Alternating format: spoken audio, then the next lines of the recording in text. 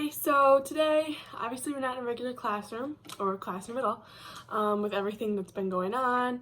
So I am going to try my best and go through my PowerPoint on my computer and show my slides. So today's lesson, we're going to start off with how to throw a lacrosse ball. So objectives of today's lesson is learn how to hold a lacrosse stick properly. So where you put your hands to understand where you can throw and catch, the best way to hold that. Understand cradling, which we will go over. It's the movement that you see a lot of lacrosse players do that helps keep the ball on the stick when you're running down the field so it doesn't bounce out. Be able to comfortably throw and catch a lacrosse ball. Self-explanatory, just understanding how to properly hold your stick again and do things like that. And then also learn how to pick up a ground ball properly. Many people might just try to rake it in or even pick it up with their hands, so obviously it's going to be the best way to do so. Okay, for our pre-assessment, which part of it's going to be on Google Classroom, so it's going to be due right before class starts this session. So the pre-assessment, the one on Google Classroom, will be, what is your current level of knowledge when it comes to the game of lacrosse? So that will just be in a quick, one paragraph, if that, on Google Classroom to submit, just so I can understand your knowledge, and then also we can further evaluate what we need to do. Then once we get into the classroom or into the gymnasium, after practicing and learning within maybe 1 or 2 classes, you will be assessed on your throwing and passing skills, just how well you've listened to the lesson, if you've actually put effort into your work and time in class, and are being helpful and a productive student. Okay, so a little bit of an introduction is a video that I will try to play. It is by a professional lacrosse player, Paul Rabel, who is very affluent in the lacrosse community, a big name in sports, even if you have barely even known anything about lacrosse. So we are going to start this video here. It's my butt end. What I like to do, if you notice by my tape, is it's a subtle reminder to myself that my top hand never goes below. If I start feeling tape, then I know I'm too low and I'm gonna lose accuracy. I like to hold just a little bit shy of the middle of the stick. Now here's our motion. I like to call it a push and pull. Bottom hand is pulling down. My top hand is pushing through. A lot of people try and just throw with their arms. What I like to do is line my stick up, I point my butt end at my target, I'm stepping with my opposite foot this time, ground ball, we are stepping with our strong foot, passing opposite foot, and I'm pulling down and pushing. Nice catch, Andrew, he caught that. Andrew caught that. 1 for 1, baby. There's the push-pull motion.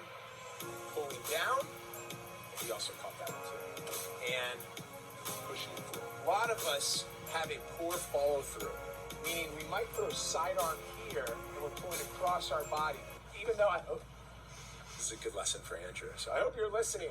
Even though I got it by his ear, my follow-through by coming sidearm, that head of my stick goes all the way through, and thereby I can release the ball there, right? I want to make sure that accurately I'm coming directly overhand, so I'm pulling down and I'm pushing through.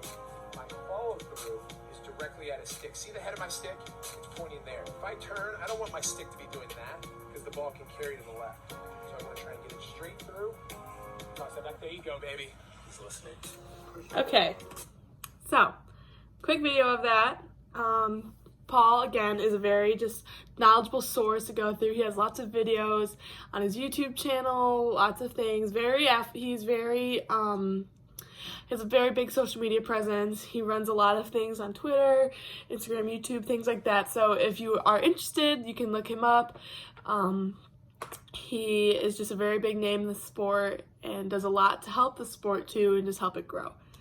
So practicing, just once we get in the gym, we'll partner up and practice our skills after a demonstration. If anyone's willing to demonstrate, if they've played lacrosse, know how to play lacrosse, anything like that, just feel comfortable or want to learn, we can do so as well. So once we start to do our practicing, we're going to learn how to hold a stick. So like in the video, you have one hand in the middle of the stick, sort of the shaft, and then one at the bottom. And the throwing itself is a big pushing and then pulling down and releasing method. So like in the video, the ball is coming straight out of your stick and not flying out in different directions. And the way the stick is strung will help it channel itself out and do so.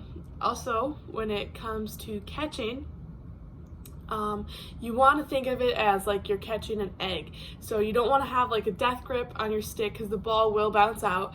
Like a cushioning type factor when you catch the ball.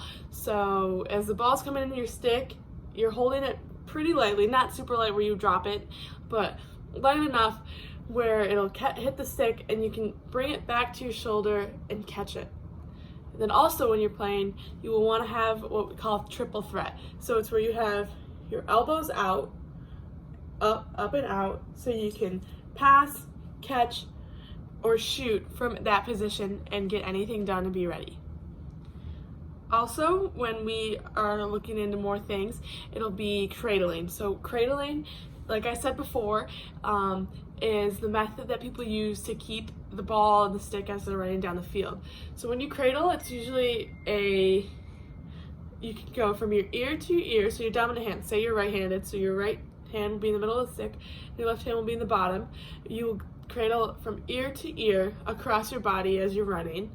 Or some you can go from your ear to your nose, keeping it here in the method. There is some wrist involved, but you don't want to be all wrist because then it'll tend to fall out of your stick.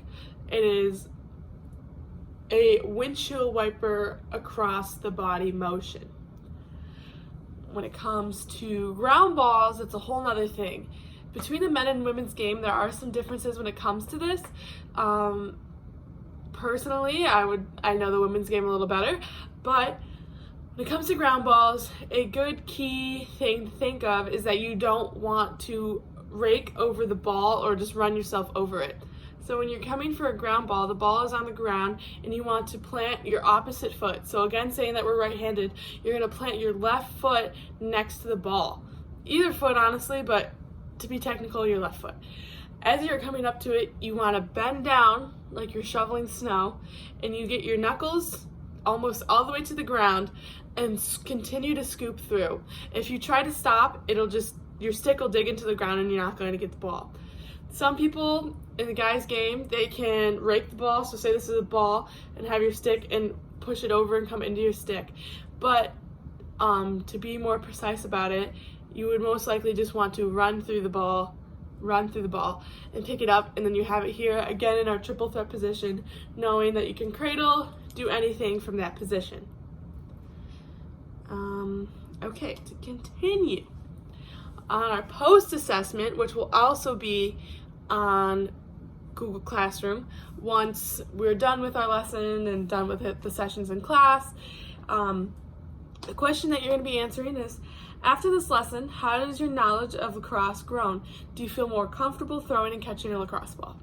So, a quick and simple thing, if your knowledge, say you knew everything and your knowledge hasn't grown and this was just a good practice for you, that's okay. You can go into that and say I've played lacrosse, I understood, but also I'd like you to elaborate if you were able to help students, your fellow peers, help anyone figure things out like that.